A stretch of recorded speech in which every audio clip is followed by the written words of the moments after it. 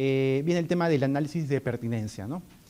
Este es un ejercicio por el cual han pasado todos los ministerios que han venido a proponer a ese plan políticas nuevas, ¿verdad?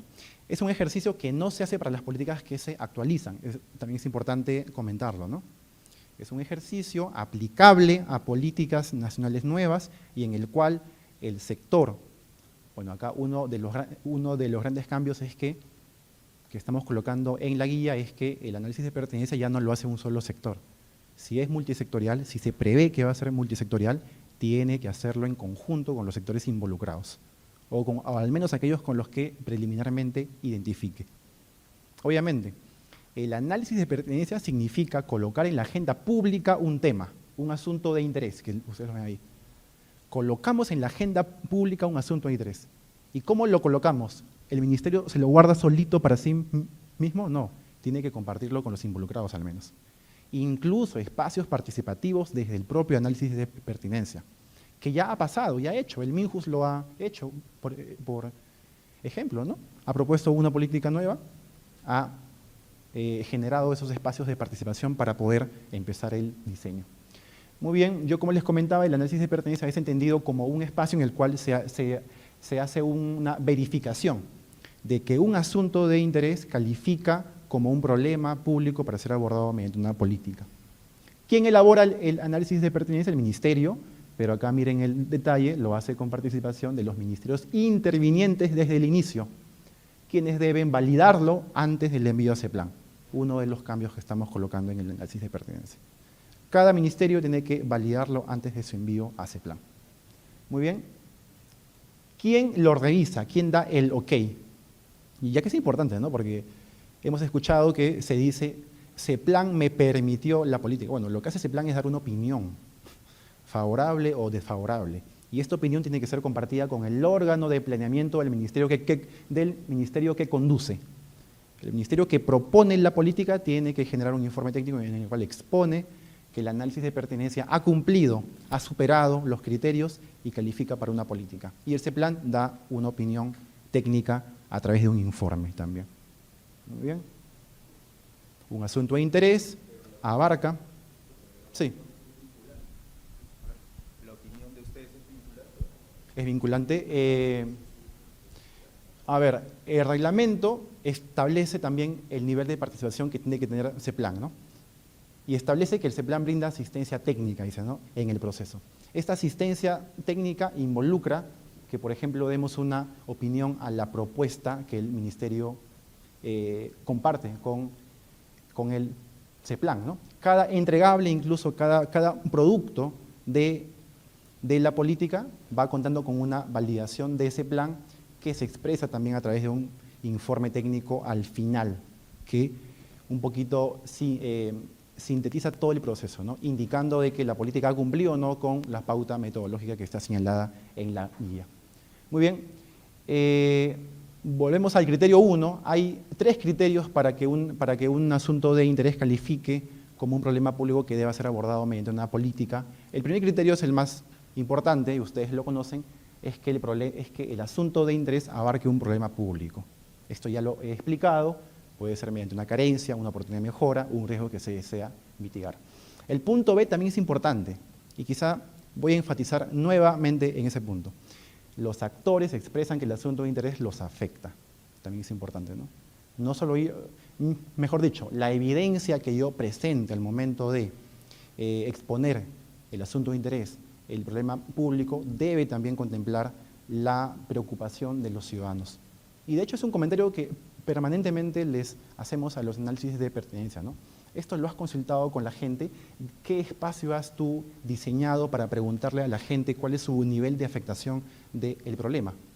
Directa o indirectamente, ¿ah? Directa mediante una consulta a la población, pero indirectamente también, porque hay encuestas, tenemos censos, hay mucha información disponible en los registros administrativos también. Tienen por acá una consulta, a ver, por favor.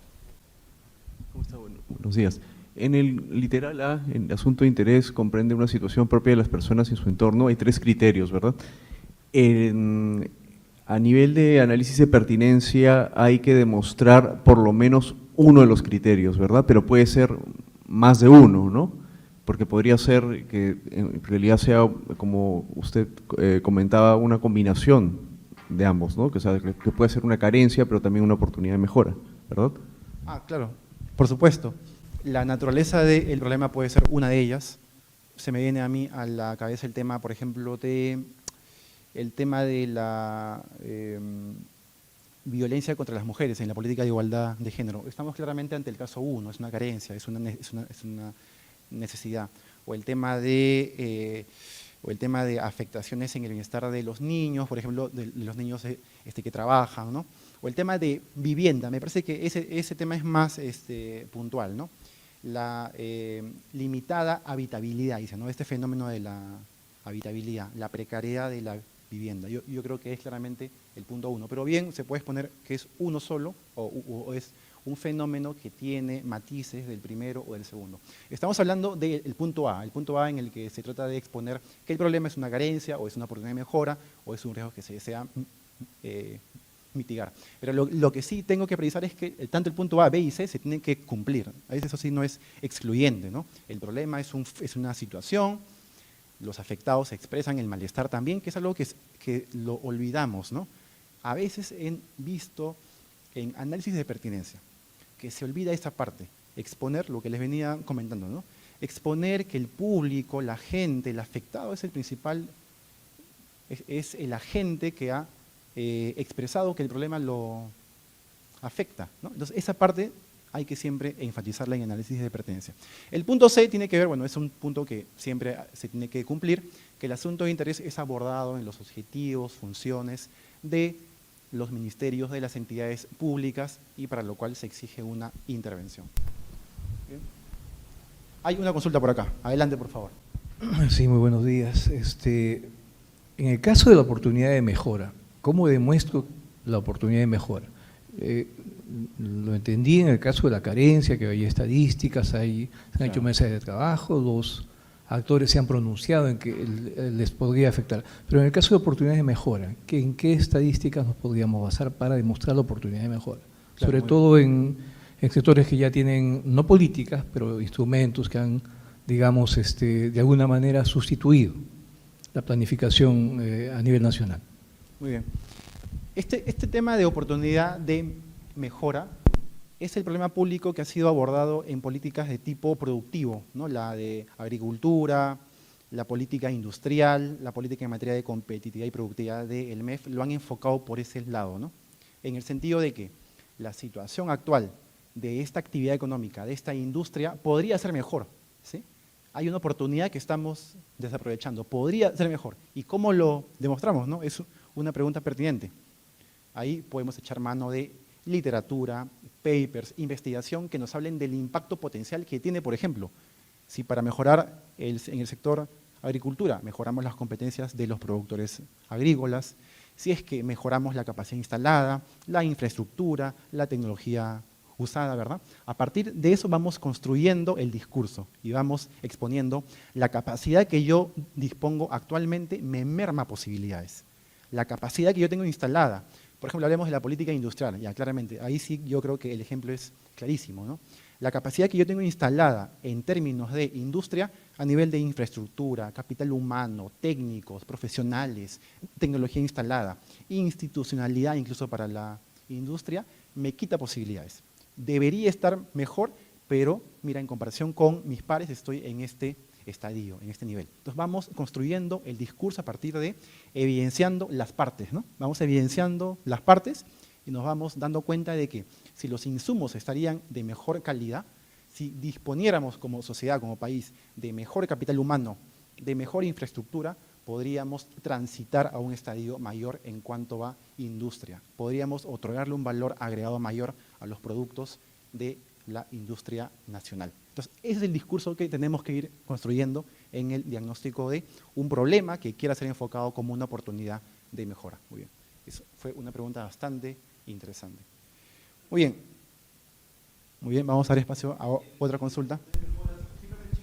Sí. Porque estoy pensando en la redacción del problema, ¿no? O sea, la carencia es sencilla, ¿no? Sí.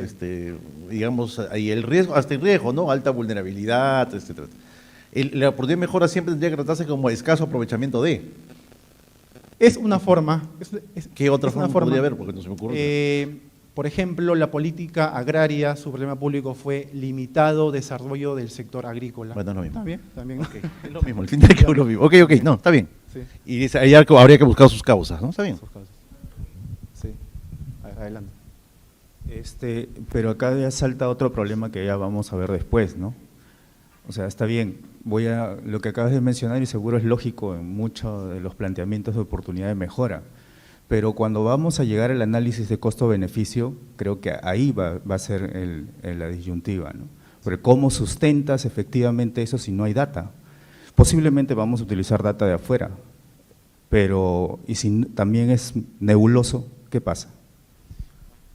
¿Nebuloso cuál? En el sentido de que la data, la información, ¿no? Porque yo me base para sustentar, obviamente, mi problema público. Ya, perfecto.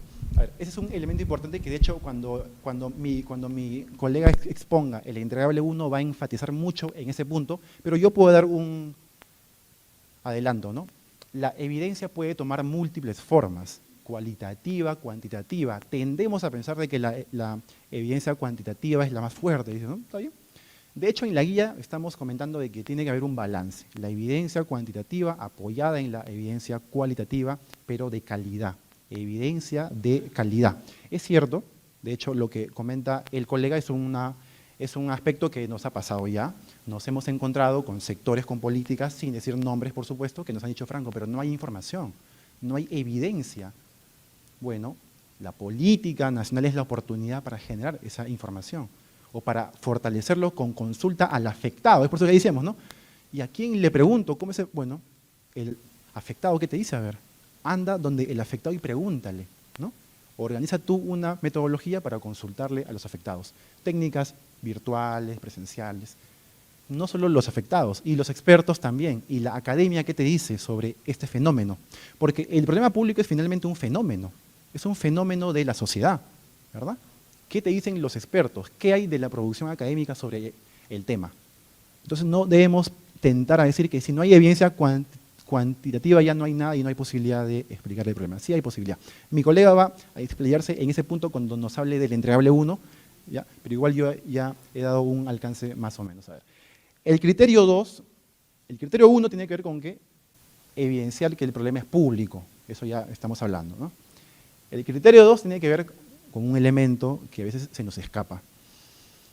El problema público además es prioritario. La sociedad tiene una demanda prioritaria por solucionarlo. La sociedad y los afectados no soportan más el problema. Y es prioritario. Prioritario, ¿y cómo lo podemos demostrar de que es prioritario? Bueno, una forma parte de las políticas de Estado, forma parte del Plan al 2050. El Plan al 2050 contiene objetivos nacionales, contiene objetivos específicos, podemos ahí sustentar de que este problema es prioritario para la sociedad. La propia PGG, el Plan General de Gobierno, también es una forma de aproximarnos y de justificar, decir, mira, esta materia es prioritaria para el gobierno, para la sociedad peruana, esta materia es prioritaria, ¿no? Entonces son maneras en las que nos podemos aproximar.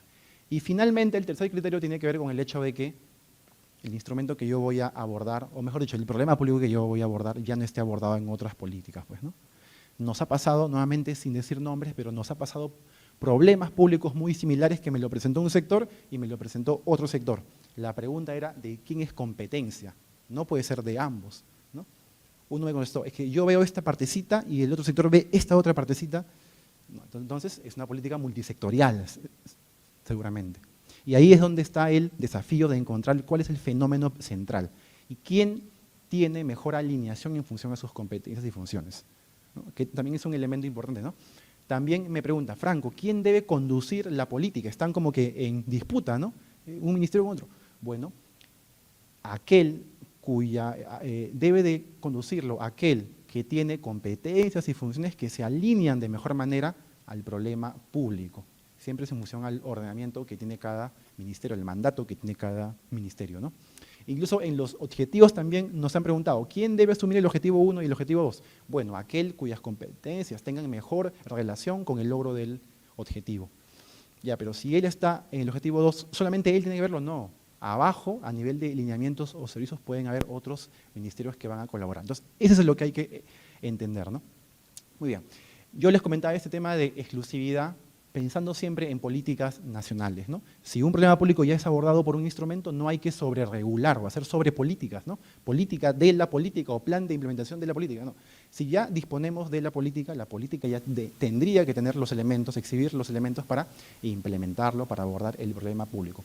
Estamos acostumbrados en la gestión pública a elaborar planes y planes y planes sobre una misma materia, ¿no? Queremos que las políticas nacionales aborden problemas públicos y que sea el único instrumento disponible para ese problema. Esto no descarta, por supuesto, y ahí porque yo sé que también es una pregunta, Franco, ¿y puedo hacer un plan sobre un servicio dentro de la política, una estrategia de un servicio en particular dentro de la política? Bueno, ahí cuando hablemos de la implementación les vamos a hablar seguramente de las medidas sectoriales.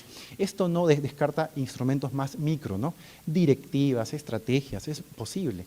Pero, ¿qué es la política nacional? Es la mejor solución disponible a un problema público, así es como hay que entenderlo, ¿no? Nos hemos tomado el tiempo de hacer un análisis de pertinencia, de hacer un diagnóstico, de diseñar. La intención es poder proponer la mejor respuesta a esa política, disculpen, a ese problema público a través de una política. Muy bien. Tampoco digo que esto sea una labor fácil, y de hecho no lo hemos logrado al 100%, ¿no? Y es una responsabilidad compartida del CEPLAN, que es el quien ejerce la rectoría del Sistema Nacional de Planeamiento con los ministerios. No es fácil y no va a ser fácil, estoy completamente seguro, pero estamos instalando, sí, y eso es una cosa de la cual nos sentimos contentos, estamos instalando una cultura, ¿no? Una cultura de planeamiento, una cultura de hacer un instrumento con evidencia, de hacer un instrumento con indicadores, de hacer un instrumento que disponga de un seguimiento y una evaluación. Todo eso no había antes del 2018. Esta cultura que estamos instalando ya debe ser, mejor dicho, es una de las labores más importantes que ese plan está empujando. Y lo hacemos, como bien comentaba la directora, con la mejor siempre disposición de brindar el apoyo cuando los ministerios nos convoquen.